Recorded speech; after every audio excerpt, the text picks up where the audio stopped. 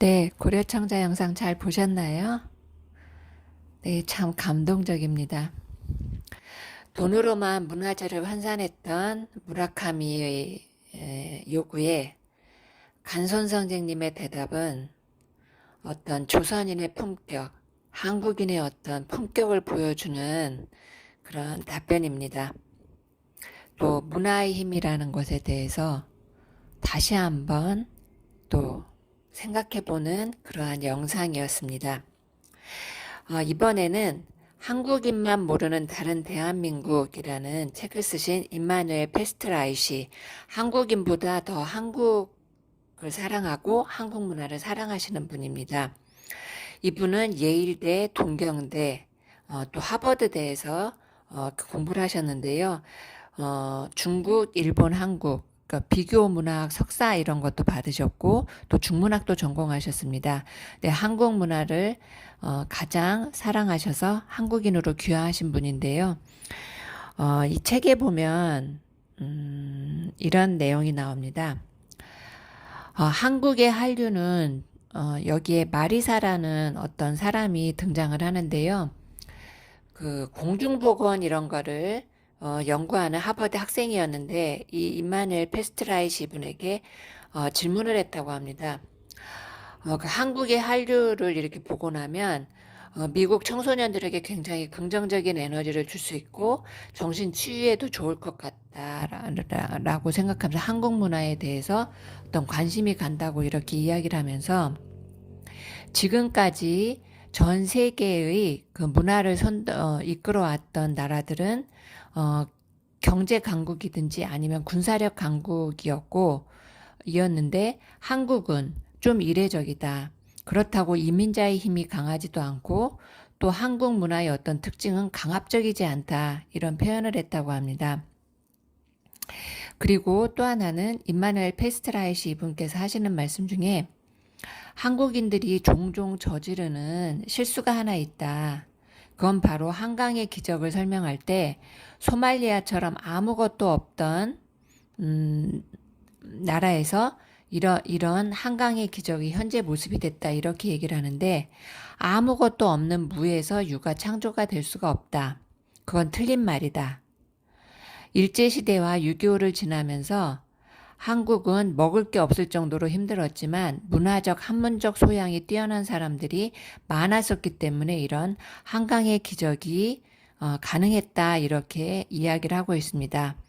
그래서 여기 이 설명에 저희 단체의 어떤 설명 하나를 곁들인다면 많은 사람들이 한강의 기적, 그러니까 한국의 어떤 성공한 산업화에 대해서 얘기를 할 때 국민들의 그 합심 또 근면, 성실 그리고 높은 교육열 또 지도자의 어떤 아주 위대한 지도력 이런 것들을 얘기를 하는 것도 있지만 거시적으로 본다면 5천년 역사 속에서 우리가 꾸준히 세계 최정상의 문화를 만들어 왔던 그런 축적된 문화의 힘 그리고 좀 아까 보셨던 고려청자 영상에서 그냥 청자에서 자기에서 상감 기법이란 새로운 것을 창조하는 그러니까 문화적인 힘과 창조 정신이 있었기에 가능했었던 일이라고 저희가 이렇게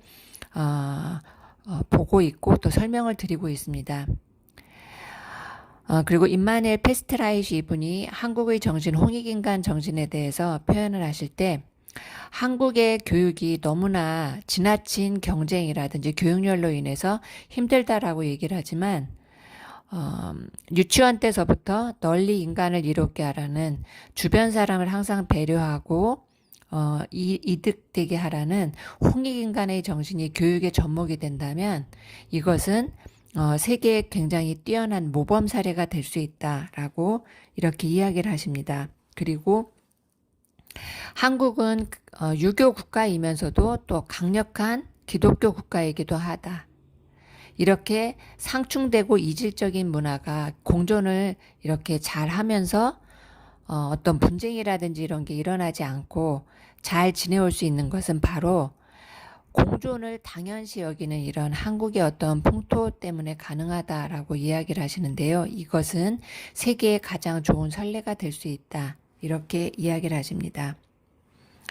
그리고 지금까지 선진국들은 다 영국, 프랑스, 독일 이런 나라들은 다 제국주의를 선택해서 다른 나라를 침략하고 해서 선진국으로 반열에 올라섰지만 한국은 세계 최초로 유일하게 그런 제국주의를 채택하지 않고 선진국에 진입한 세계 최초의 어떤 국가가 될 것이다. 이렇게 이야기를 하고 있습니다. 굉장히 뿌듯하죠. 네.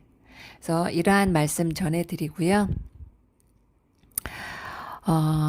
존 카터 코펠 박사님에 대해서 이야기를 해보겠습니다. 서양인 중에서 가장 먼저 동양 미술을 연구하신 분이십니다. 그래서 일본에 관한 연구를 한 30년 정도 해오시다가 일본과 한국의 어떤 문화적인 교리를 연구하기 위해서 한국에 한 3개월 정도 체류하겠다라고 계획을 잡고 오셨다가 한국 문화를 보시고 너무나 깜짝 놀라셔서 9년 정도 거의 여생을 한국에서 보냈다고 해도 과언이 아닌데요. 그분께서 일본 사람들 대부분 일본의 고위층들조차도 한국이 일본에 이렇게 문화를 영향을 끼쳤다는 것을 너무나 모른다. 그리고 이분이 남긴 가장 유명한 말 중에 일본이 한국에 가한 가장 잘못 중에 최악은 바로 한국 문화를 말살해서 한국인이 자신의 자부심을 잃게 만든 것이다. 이렇게 이야기를 하고 있습니다.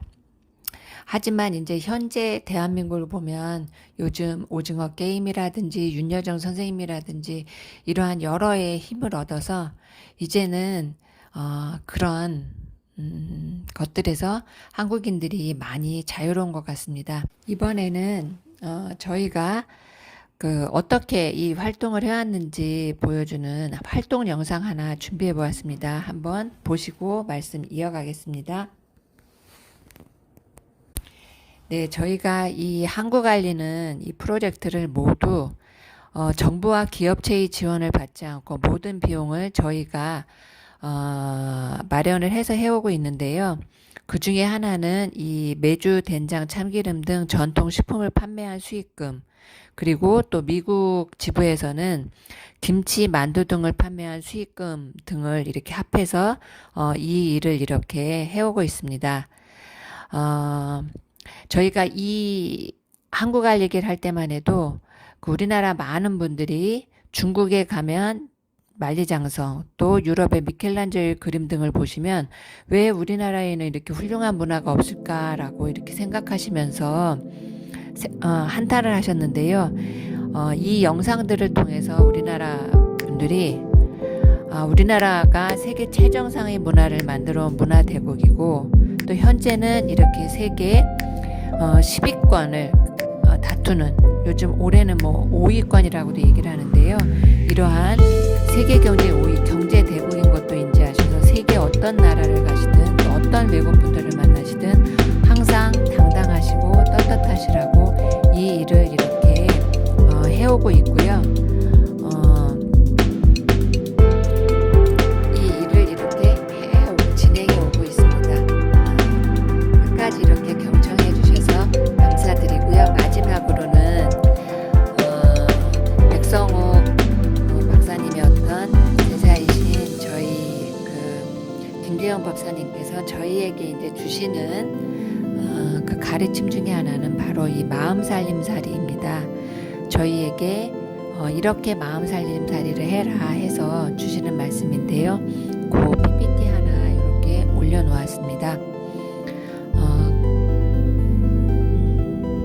끝까지 이렇게 경청해 주시고 또 이렇게 저희 활동이라든지 영상을 보시고